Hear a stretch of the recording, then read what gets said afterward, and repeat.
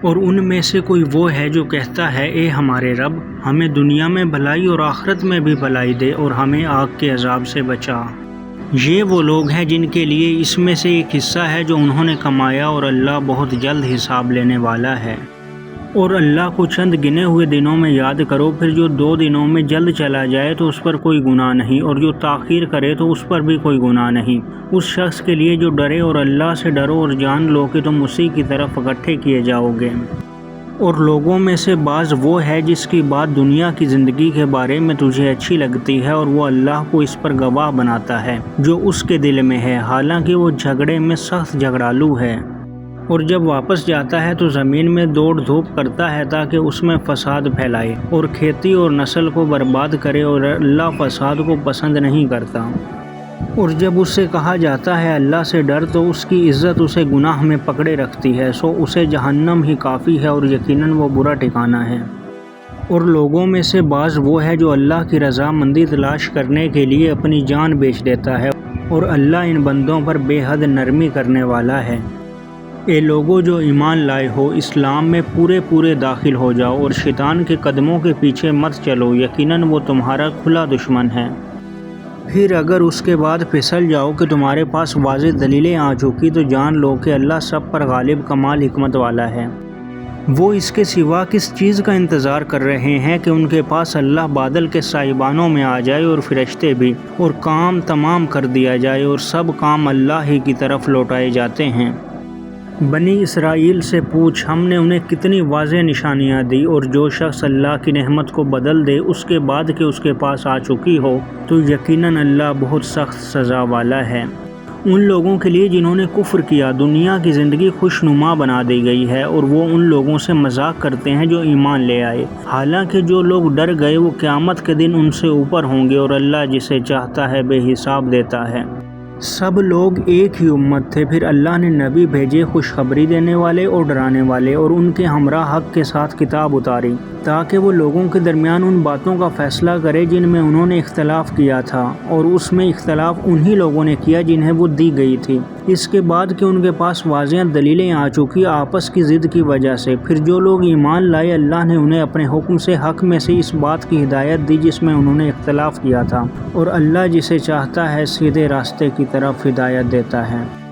یا تم نے گمان کر رکھا ہے کہ تم جنت میں داخل ہو جاؤ گے، حالانکہ ابھی تک تم پر ان لوگوں جیسی حالت نہیں آئی جو تم سے پہلے تھے، انہیں تنگی اور تکلیف پہنچی اور وہ سخت ہلائے گئے، یہاں تک کہ وہ رسول اور جو لوگ اس کے ساتھ ایمان لائے تھے کہہ اٹھے اللہ کی مدد کب ہوگی، سن لو بے شک اللہ کی مدد قریب ہے۔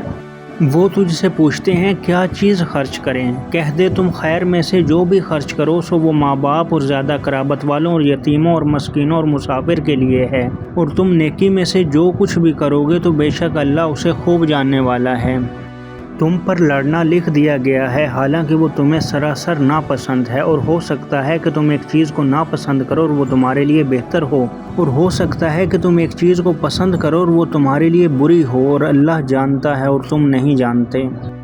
وہ تجھ سے حرمت والے مہینے کے متعلق اس میں لڑنے کے بارے میں پوچھتے ہیں، کہہ دے اس میں لڑنا بہت بڑا ہے، اور اللہ کے راستے سے روکنا اور اس سے کفر کرنا اور مسجد حرام سے اور اس کے رہنے والوں کو اس سے نکالنا اللہ کے نزدیک اس سے زیادہ بڑا ہے، اور فتنہ قتل سے زیادہ بڑا ہے، اور وہ تم سے ہمیشہ لڑتے رہیں گے یہاں تک کہ تمہیں تمہارے دین سے پھیر دیں اگر کر سکیں، اور تم میں سے جو اپنے دین سے پھر جائے پھر اس حال میں مرے کہ وہ کافر ہو تو یہ وہ لوگ ہیں جن کے اعمال دنیا اور آخرت میں ضائع ہو گئے، اور یہی لوگ آگ والے ہیں، وہ اس میں ہمیشہ رہنے والے ہیں۔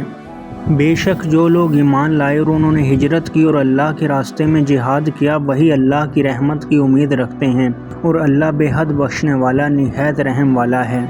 تجھ سے شراب اور جوئے کے متعلق پوچھتے ہیں، کہہ دے ان دونوں میں بہت بڑا گناہ ہے اور لوگوں کے لیے کچھ فائدے ہیں، اور ان دونوں کا گناہ ان کے فائدے سے بڑا ہے۔ اور وہ تجھ سے پوچھتے ہیں کیا چیز خرچ کریں، کہہ دے جو بہترین ہو، اس طرح اللہ تمہارے لیے کھول کر آیات بیان کرتا ہے تاکہ تم غور و فکر کرو دنیا اور آخرت کے بارے میں۔ اور تجھ سے یتیموں کے متعلق پوچھتے ہیں، کہہ دے ان کے لیے کچھ نہ کچھ سنوارتے رہنا بہتر ہے، اور اگر تم انہیں ساتھ ملا لو تو تمہارے بھائی ہیں، اور اللہ بگاڑنے والے کو سنوارنے والے سے جانتا ہے، اور اگر اللہ چاہتا تو تمہیں ضرور مشقت میں ڈال دیتا، بے شک اللہ سب پر غالب کمال حکمت والا ہے۔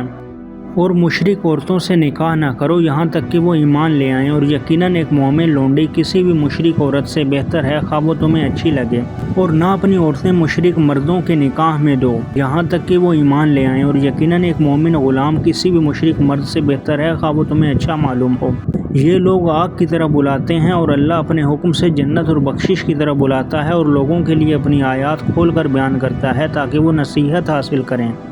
اور وہ تجھ سے حیض کے متعلق پوچھتے ہیں، کہہ دے وہ ایک طرح کی گندگی ہے، سو حیض میں عورتوں سے علیحدہ رہو اور ان کے قریب نہ جاؤ یہاں تک کہ وہ پاک ہو جائیں، پھر جب وہ غسل کر لیں تو ان کے پاس آؤ جہاں سے تمہیں اللہ نے حکم دیا ہے، بے شک اللہ ان سے محبت کرتا ہے جو بہت توبہ کرنے والے ہیں، اور ان سے محبت کرتا ہے جو بہت پاک رہنے والے ہیں۔ تمہاری عورتیں تمہارے لیے کھیتی ہیں، سو اپنی کھیتی میں جس طرح چاہو آؤ اور اپنے لیے آگے سامان بھیجو، اور اللہ سے ڈرو اور جان لو کہ تم اس سے ملنے والے ہو، اور ایمان والوں کو خوشخبری دے دے۔